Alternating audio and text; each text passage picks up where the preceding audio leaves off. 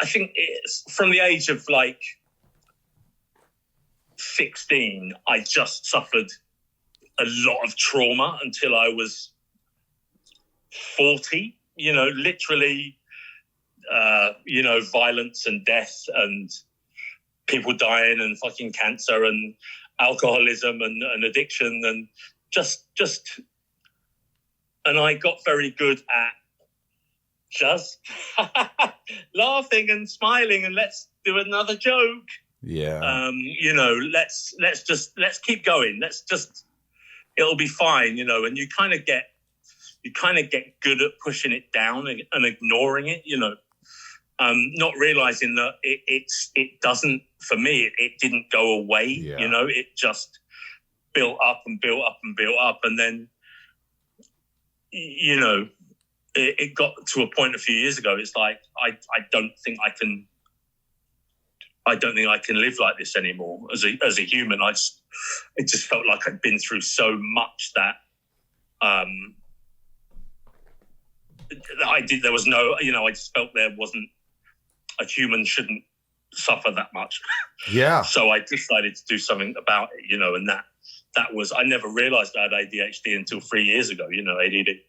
And, getting that diagnosed, I was like, okay, that makes a lot of sense in terms of the way I react to noises and pressure. And, I'm not good with people, or, I work well under pressure. I need lists. I need I can't deviate from a plan. I try to control everything. And, even now, like today, I'll get up at fucking 3 a.m. and make a cake, and then I'll drink 10 coffees and go and paint for an hour. And then the kids get, it's like, I do feel superhuman with it, but there comes a very, very dark side to that too, Yeah. What do you do with that? Because I deal with that too, where I'm just overwhelmed. I can't, when you say you have a plan, you have to stick to that plan. When somebody goes, well, what if we do this? I'm like, that gives me anxiety. Wait a minute. You're talking about changing the plan up. So how do you deal with that? It's like, I take something, but is it something that, you have to work on or be conscious of? And then,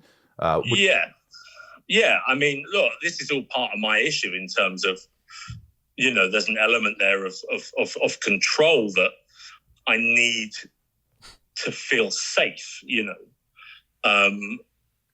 but part of me not being so sad and self-destructive and is about letting go and trusting that, all right, let's see, I haven't got all the answers, so let's just see how it plays out, because it affects everyone around me. I'm also aware, I get into that weird loop. I'm aware that it's really unattractive and ugly to be fucking sad all the time and to be depressed and to want to control things and want to make people do what I want to do. And oh, don't do it like this. You'll be better. You'll be happier if you do this.